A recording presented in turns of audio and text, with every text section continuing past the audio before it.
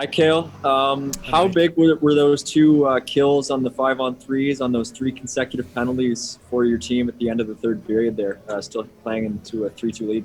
Yeah, those were huge. Obviously, it's real tough to put ourselves into that position, and something that I think the guys sort of banded together in order to get that kill for each other. And a couple big blocks. Wolfe was really instrumental in that. Whenever you have a good penalty kill, it's usually your goaltender you look to first. So huge ones for us. Big boost for our team.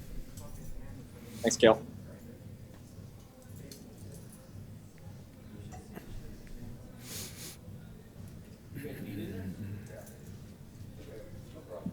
Oh, sorry, I was muted there. Darren, go ahead. Cail, what have you seen in growth from Adam Rosicha going back to his first year pro last year? Oh, I see, a young man coming out of junior that had a great year finishing off his junior career.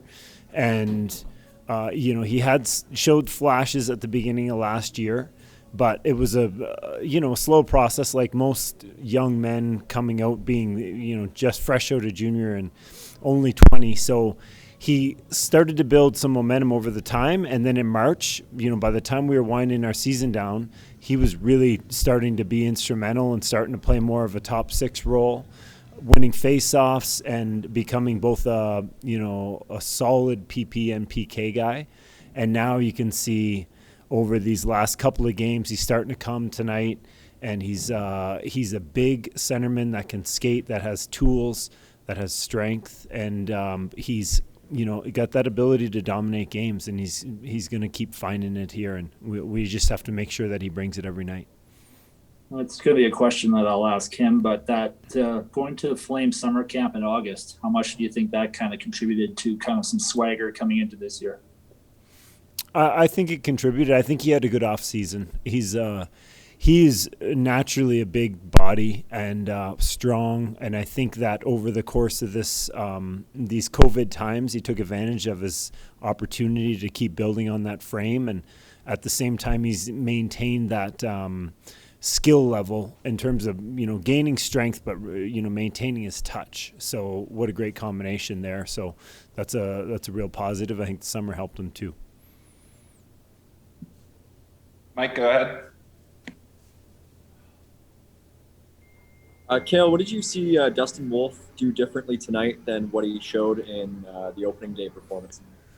Well, I think we saw him, despite the first goal, we saw him get a little bit more luck in order to just give him a chance. And I think that in terms of just the beginning goal was a tough one. So a lot of resilience on his part to be able to be in that position after having, three bounce off skates and things last game, and then to get in there and all of a sudden just into the game, he's got one bouncing off. So I thought he was resilient. And then he was able to settle in, and the luck didn't keep. I'm not saying that he was lucky. I'm saying he didn't get a lot of bad luck against them. And then he was able to settle in and play. And boy, he looked really solid. We felt good in front of him. He made some huge saves, and he looked like a different goaltender here. Just with the opportunity to be in it for a while and get back on track. So it's a really positive game for him. The thing that I noticed the most, I think, from Wolfe tonight was just how impressive he was laterally. Yeah. And how does knowing that, sort of change maybe the way that you approach sort of the penalty kill, knowing that if you take the shot, he might be able to steal a goal if you let them have the pass. You know what? I think that what we still want to do is deny the pass, but it's wonderful to know that if you do give it up, you have someone that can A, read what's going to happen, and B, has that agility to get over there. So we're still going to want to help him out and not like backdoor him.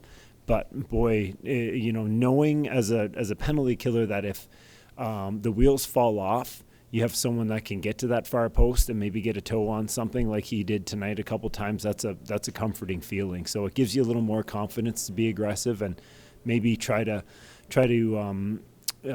fake taking one thing away and go for another, and knowing that you got that guy back there. We'll go to Wes Gilbertson. Cail, can I just ask you big picture with Matthew Phillips? I know you've had a letter on his jersey this season. I know he just watched a good buddy of his go and make his debut and now play a few games in the NHL. What should be his mindset in this third pro season? And kind of as part of that, how do you want to see him balance the leadership with the fact that, he's also trying to challenge for a call up to Calgary? Well, his goal should be to play in Calgary. His goal should be to find a way to get onto that roster and show at that level. And I think that he's taken good strides in terms of how he moves over the summertime, over the break. His edges are really good. I think he's a little bit more dynamic that way. And in terms of balancing the leadership with his play, I think that is something we talk about, is just that character is a skill, and his ability to be a leader and to be a character guy in the dressing room, or just show that resilience and resolve on the ice, and that tenacity is a skill that he needs to hone here and bring into the Calgary Flames dressing room so that he's an asset both on and off the ice. So I think they go together well. Go over to Paige. Hi, Cail. Tonight there were a lot of big moments, obviously. Does anything stick out to you specifically as a turning point in this game?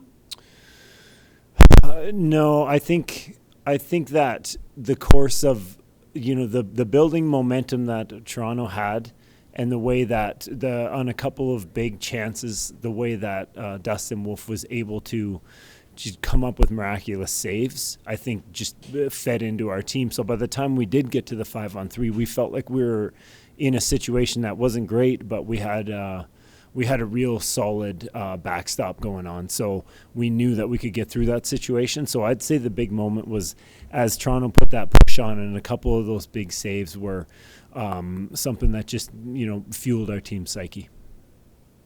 Thanks. Mike?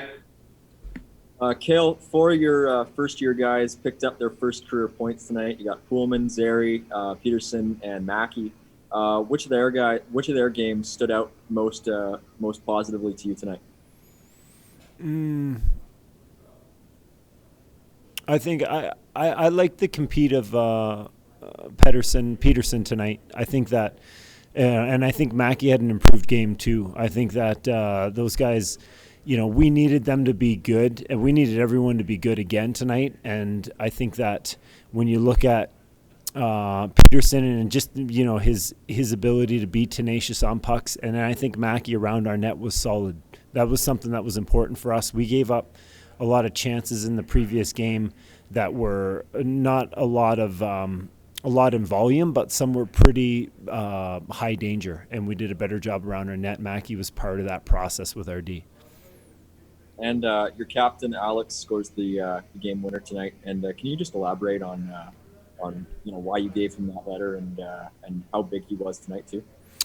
I think that he does it quietly. He sets a good example, and he cares about the team and everyone sort of having that mentality of doing what's right. And we've seen it over the last few weeks or the last month that we've all been together. He's willing to stand up and say to his teammates when something isn't going right, whether it's in the gym or whether it's on the ice.